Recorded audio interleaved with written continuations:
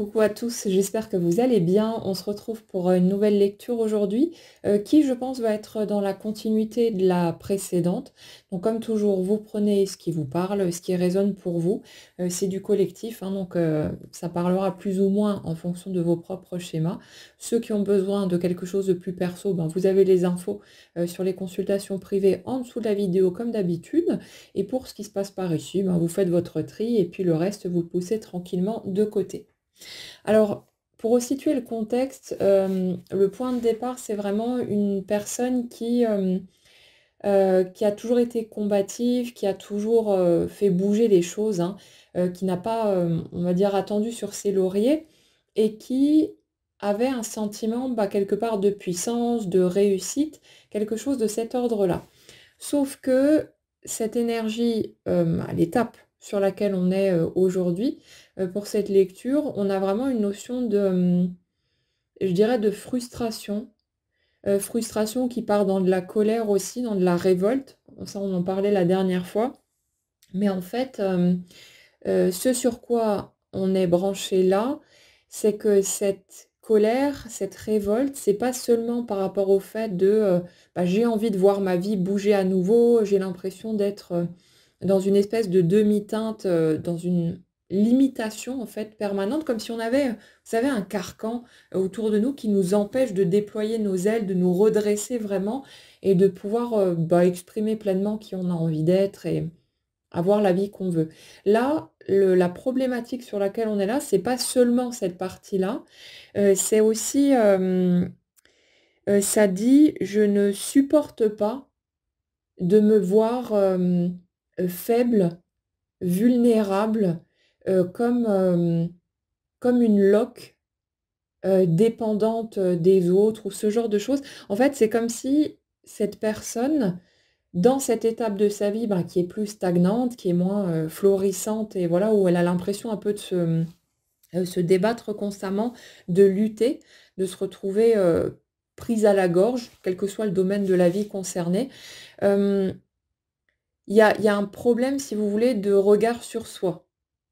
C'est pas tellement comment l'extérieur me juge, mais c'est plus la façon dont je me regarde, dont je me considère et c'est marrant parce que, en arrière-plan, il y a un truc qui dit, «Je ne veux surtout pas, ressembler à ma mère». Alors, en fonction de votre situation, si, le schéma en lui-même fait écho, ça pourrait être quelqu'un d'autre, hein, que votre maman. Mais en fait, ici, dans cette énergie, j'ai quelqu'un qui se bat pour ne pas ressembler à une personne qu'elle a jugée comme étant, faible, comme étant, voilà, impuissante. Quelqu'un qui, bah, soit a pu dépendre, des autres, a pu être là en mode un peu victime, vous savez? Je m'apitoie sur mon sort, mais je ne fais rien pour que ça bouge. Et même souvent, quand on me donne des solutions, je les balaye de la main et puis: «Non, mais je peux pas parce que», puis on déroule la liste des justificatifs et on a quelqu'un qui refuse, toutes les solutions possibles et qui quelque part se conforte dans sa situation et reste, empêtré dans un rôle de, «Je n'ai pas de pouvoir sur ma vie». Et là, l'énergie sur laquelle on est, j'ai vraiment l'impression qu'il y a,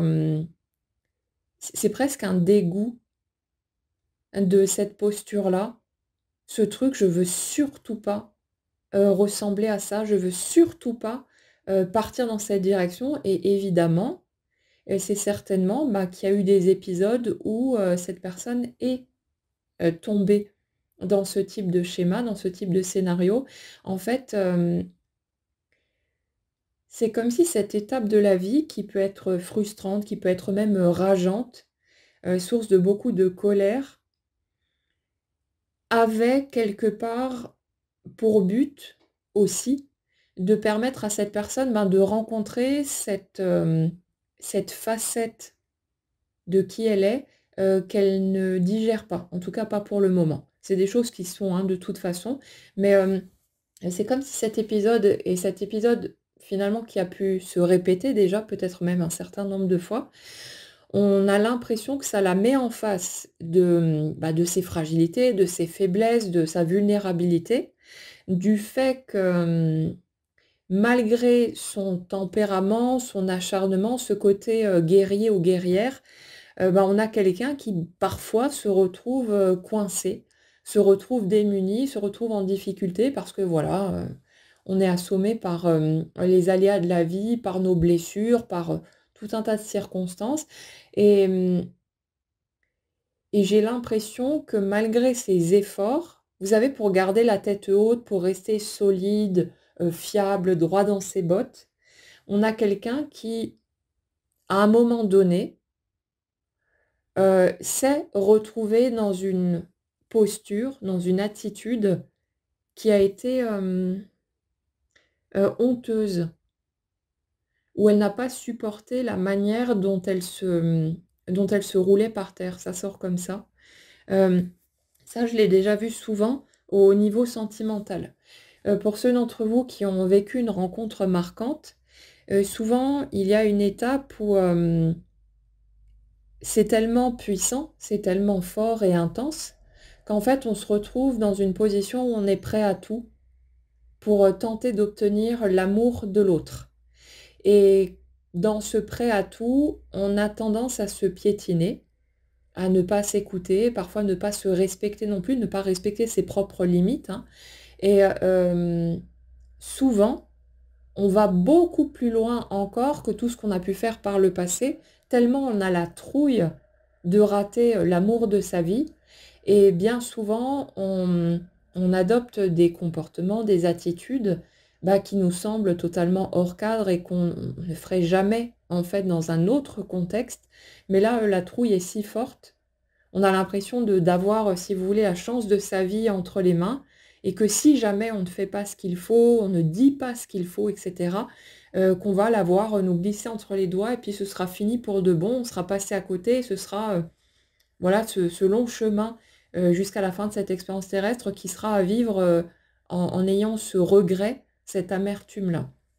Donc là, on a quelqu'un qui, alors ça peut être dans d'autres, circonstances, hein, évidemment, mais dans un contexte ou dans un autre, s'est retrouvé à un moment donné à côté de ses pompes, qui a commencé à se trahir en fait elle-même. On a une personne qui n'a plus tenu compte de quoi que ce soit, d'aucune de ses limites, qui s'est mis dans une posture où justement elle s'est sentie, bah, comme une serpillière. Elle a eu l'impression vraiment de plonger au fond du gouffre, de faire tout et n'importe quoi et on dirait qu'au niveau de sa fierté, de sa dignité, c'est quelque chose qui passe pas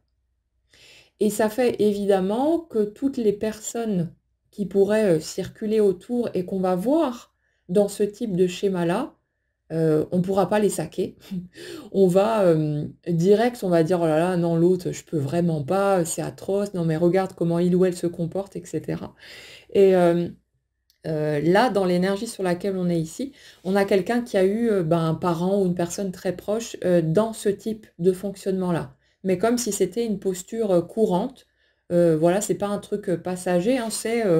le schéma qui est installé de base et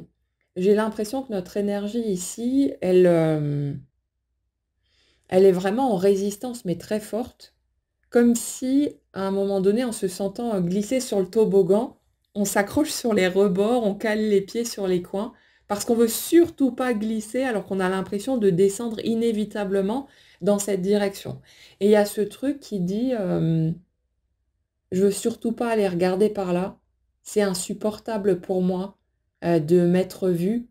agir de la sorte, de m'être vue, parler peut-être de la sorte.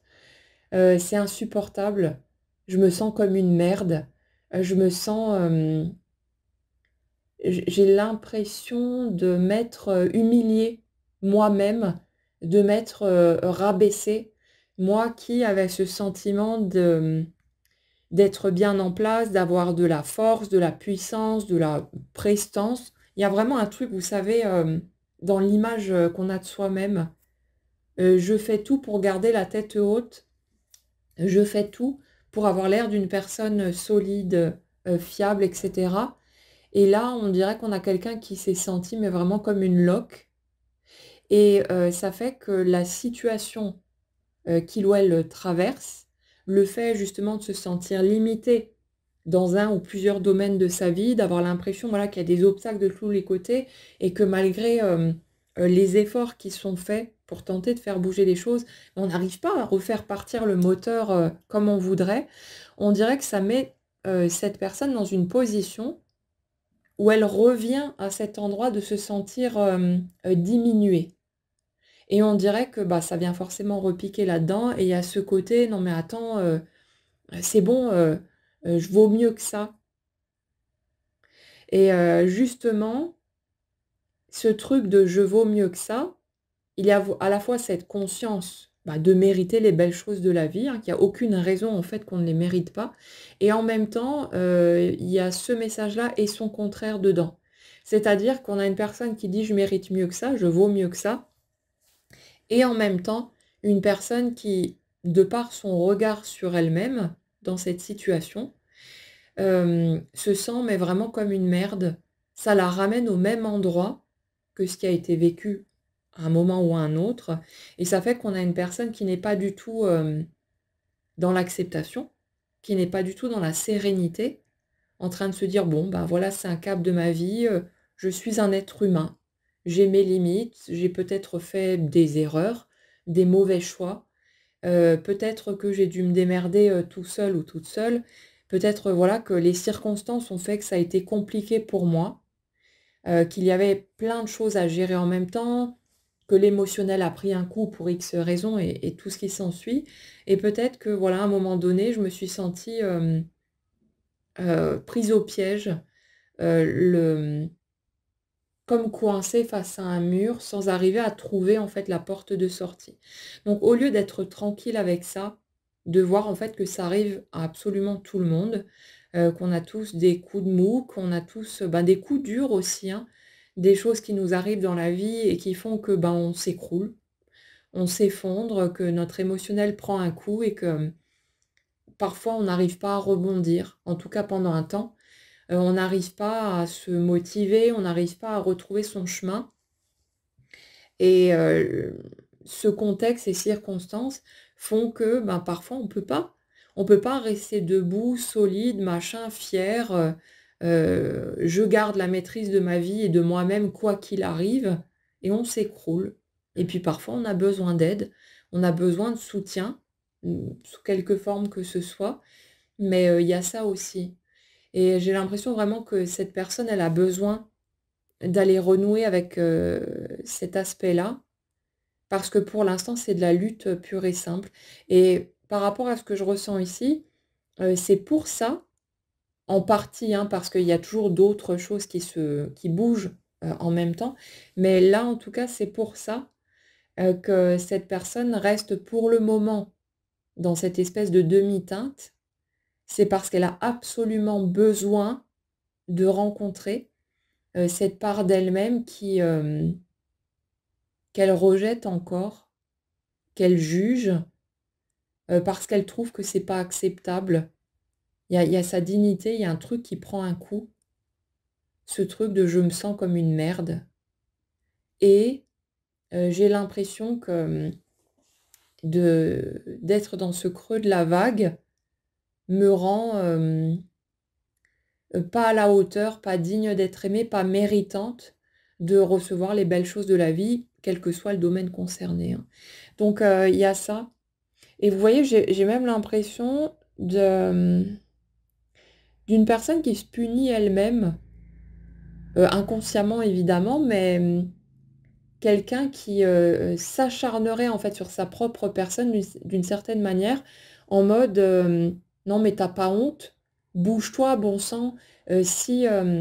si tu en es là, c'est forcément de ta faute. Tu as pas fait assez d'efforts, tu as pas assez bougé.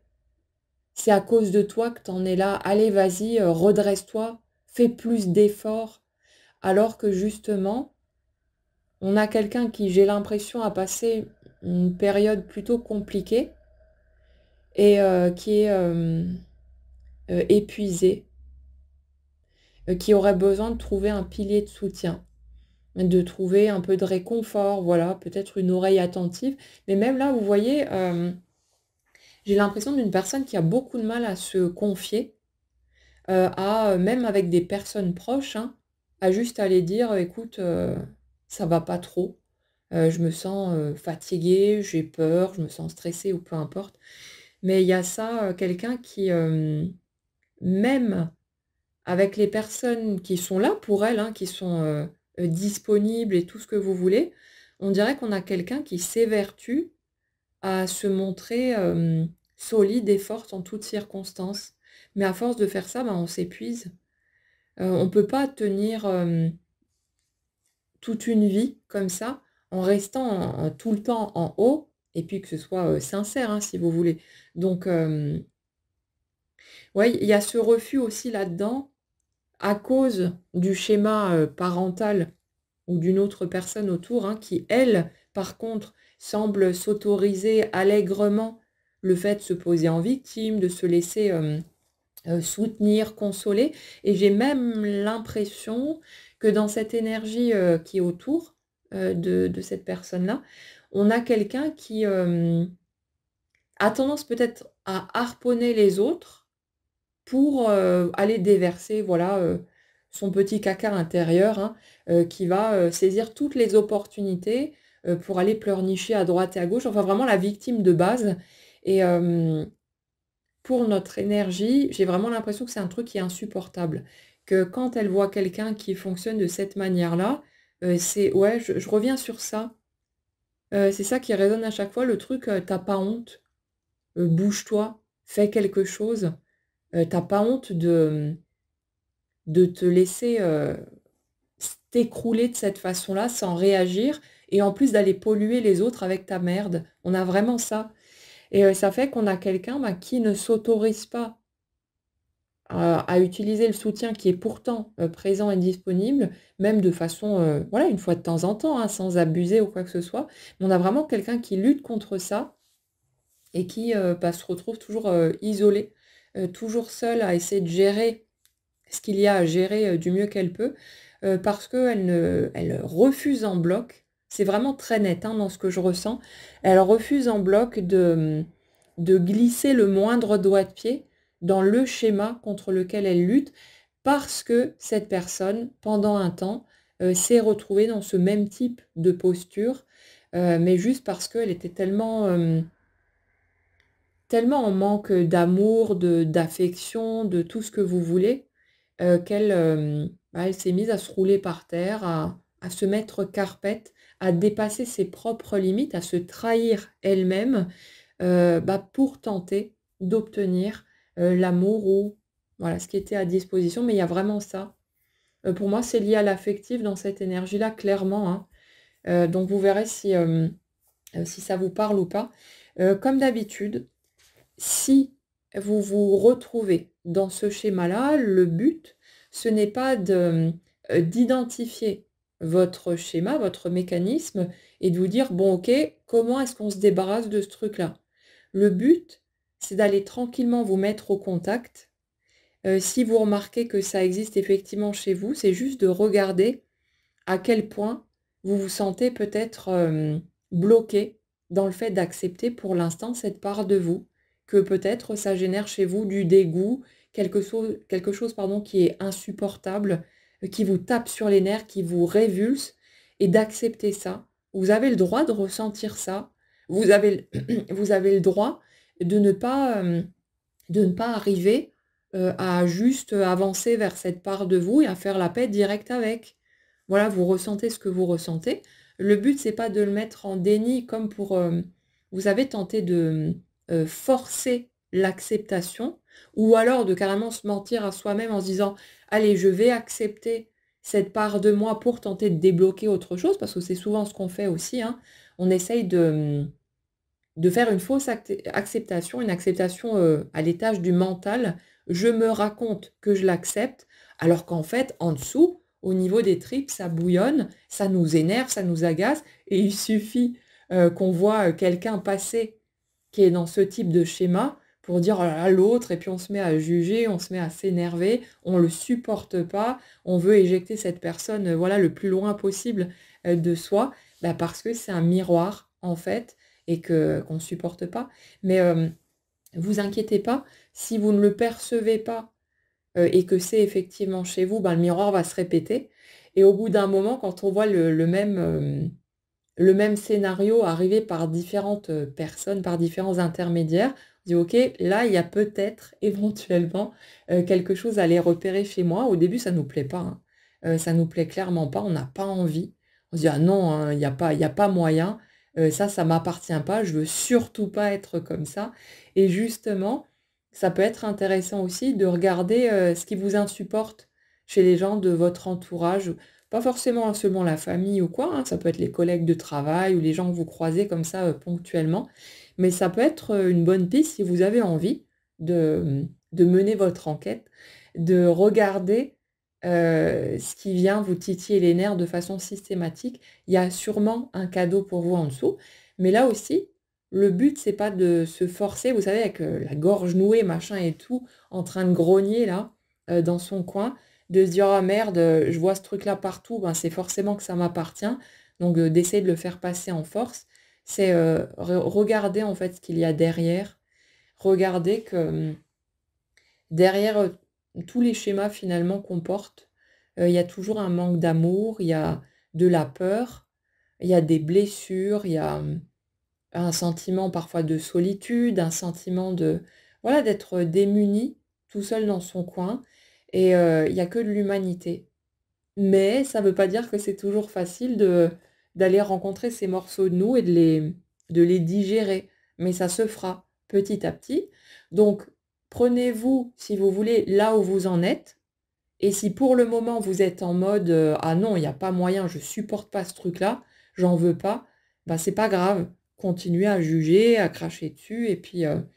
voilà, ça reviendra vous chercher, ça va faire son petit bonhomme de chemin et quand ce sera mûr, ben, vous arriverez à vous regarder en face, peut-être, à chialer un bon coup, de vous dire que, voilà, il n'y a pas eu seulement ces comportements, ces attitudes qui, vous déplaisent, qui provoquent ce sentiment de malaise chez vous, mais derrière ces schémas-là, il y avait un grand manque d'amour, il y avait peut-être un gouffre affectif, peut-être, des années à vous sentir seul au monde et bah, n'importe qui pourrait comprendre ça et généralement, on le comprend beaucoup plus facilement, quand ça touche quelqu'un d'autre que quand il s'agit de nous. Mais voilà, ça fera son petit bonhomme de chemin, donc essayez, dans la mesure du possible, de ne pas vous prendre la tête. Foutez-vous la paix avec les schémas que vous identifiez et laissez-vous ressentir ce que vous ressentez pour le moment. Ça fera, voilà, ça prendra un peu de temps ou peu importe, mais ça restera pas figé pour de bon. C'est juste que peut-être c'est pas encore assez mûr et ça ira déjà. Donc voilà pour cette nouvelle clé. J'espère que ça vous permettra peut-être de mieux comprendre, certains scénarios que vous pouvez rencontrer ou certains blocages, hein, dans les situations que vous vivez. Passez en tout cas une très bonne journée, prenez bien soin de vous et on se retrouve très vite.